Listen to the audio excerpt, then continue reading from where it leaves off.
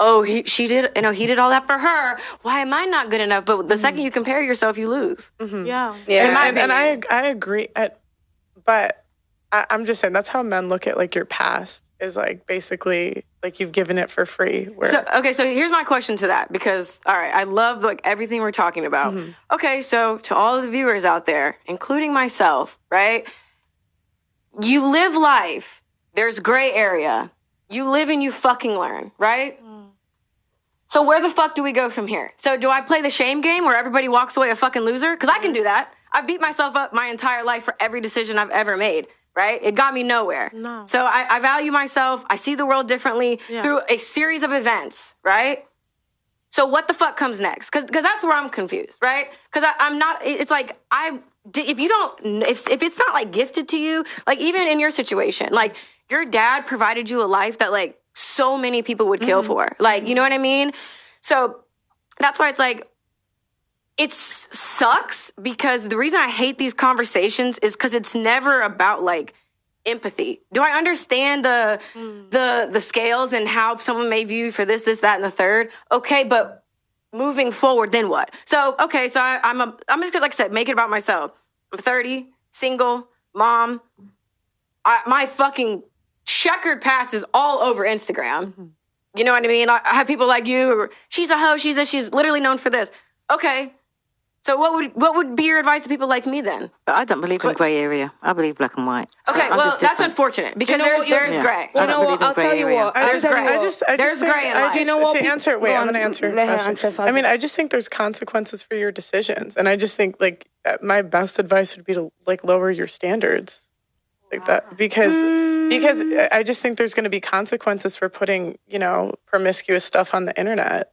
Okay. And you probably won't get the type of guy that you could have got at 22.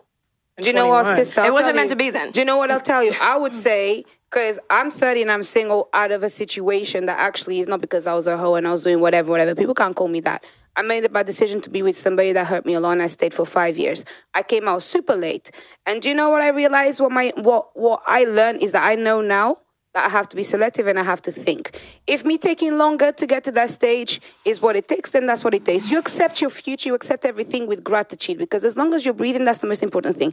At least you've got your child. I am not afraid, because I know the quality of woman that I am. I know my value regardless of whether I'm 30, 40, 50. Yeah.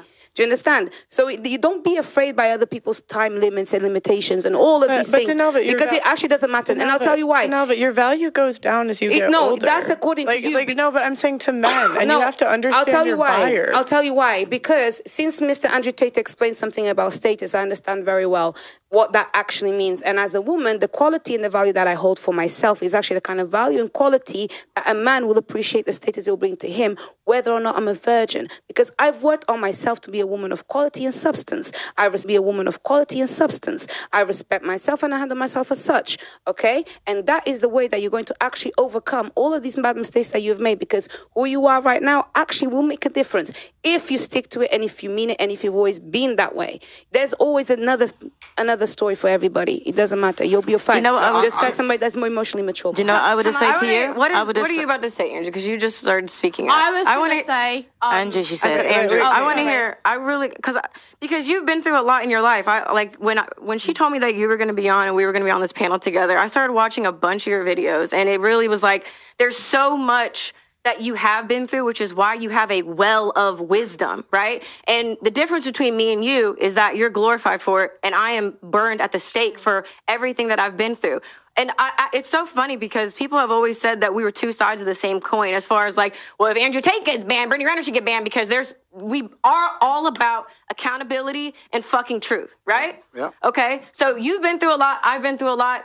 I'm seen as used goods. You're seen as a high value man. Yep. So if you're me, then what? What's next? Yeah, it's really interesting. And it's interesting you make that observation, and you are correct. That's the difference between the masculine and the feminine. It's unfair, I guess. The world's not fair, but that's the difference between the masculine and the feminine. Men are respected for going through things and surviving, and women are the complete opposite. They're shamed for going through things and surviving. If you look at women love scars on men for a reason. He's gone through something. They're war wounds. Yeah, men don't want a chick covered in scars. I'll say this right now, that a woman, the more trauma she goes through, the more masculine she naturally becomes. And if you were to give me my ideal woman, I would not want of wanting her to have a hard life and a bunch of trauma. I like the idea of her having a soft feminine life and being a soft person, and I can take care of her and protect her.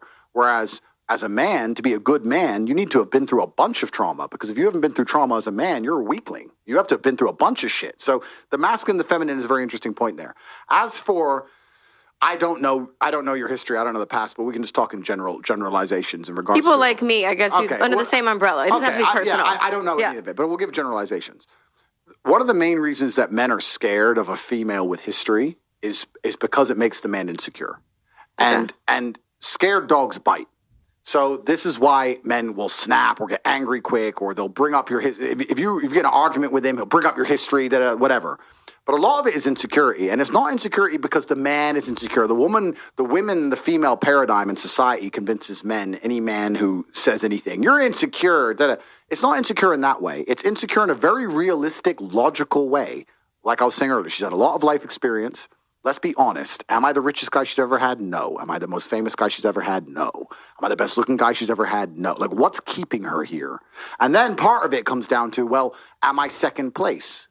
If she could do better, would she do better? Like, there's a whole bunch of insecurity involved. And that's where tiny things, like I know it sounds like dumb shit, tiny things about the favorite car brand become more important than ever, right? It's your job as a woman, regardless of how much sexual history you've had or what guy you're with, etc. It's your job as a woman to make your man feel secure in the fact and make him feel like a man, like Auntie was saying, make him feel like the man no matter what he does, so that he feels like you really truly believe he's the best choice for you on the planet. That's your job to do. Now, if you've had a checkered past, that's perhaps more difficult. You need to be more tactful with it, more tactical about it. But you have to achieve the same result. You have to do the exact same thing, right? So, yeah.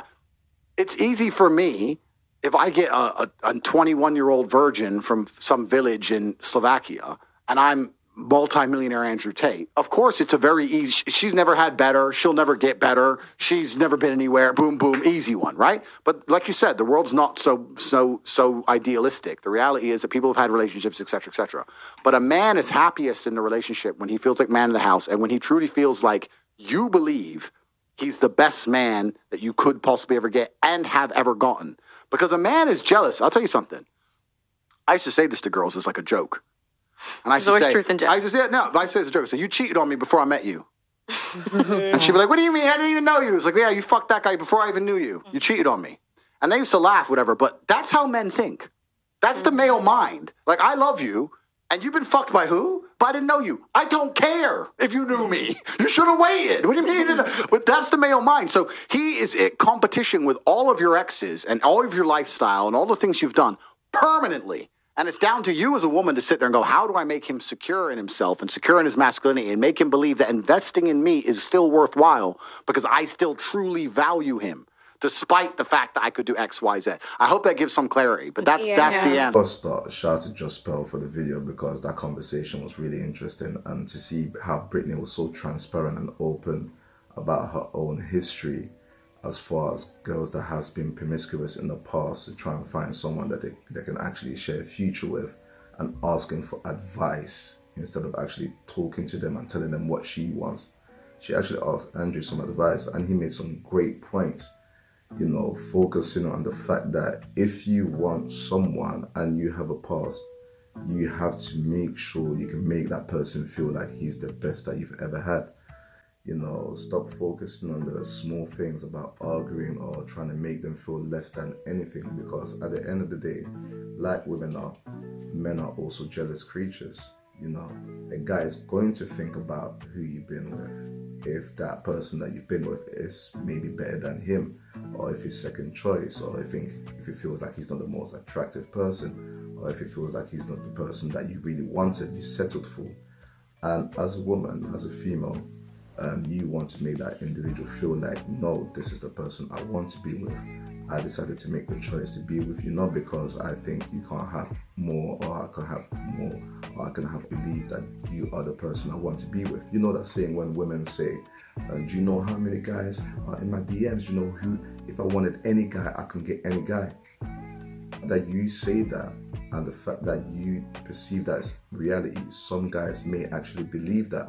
And if you are someone that has been with celebrities or any person that may have a lot of money or substantial amount of businesses, that guy will also think that as well, that he may feel like maybe I'm second choice, and your attitude towards him will reflect on that. The way you speak to him, the way you argue with him, the things that you debate about, the way you disagree with him, all those small things, little things, everyday little things. It's never big arguments, it's little things like that build up eventually that becomes something that's big. Going to the store to shop for your favorite food and you're arguing about, no, I said I want pasta, but you're always stupid. You never remember what I asked you.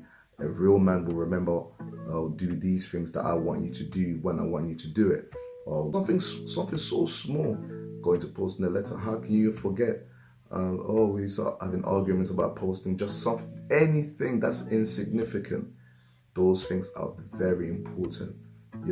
Understanding that when you have these moments, you don't go and say something that's going to end up destroying the person. And you may feel like, okay, in this relationship, I'm the trophy. I'm the person that you should be valued more than the other person. Once you start believing that, things start to go down the drain.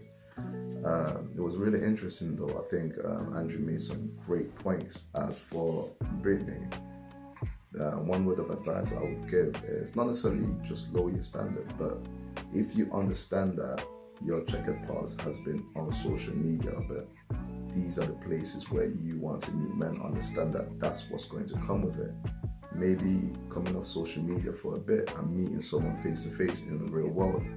Because at the end of the day, when someone really appreciates you and wants you and desires you, trust me, that past is not going to mean anything as long as you're able to make that person feel like they're the best thing since sliced bread. I don't know why sliced bread was always the one that's been selected for that statement, because, and especially if they want you as well, just because you're trying to give your all to someone, if they don't want it, then it is what it is. It doesn't mean you did anything wrong.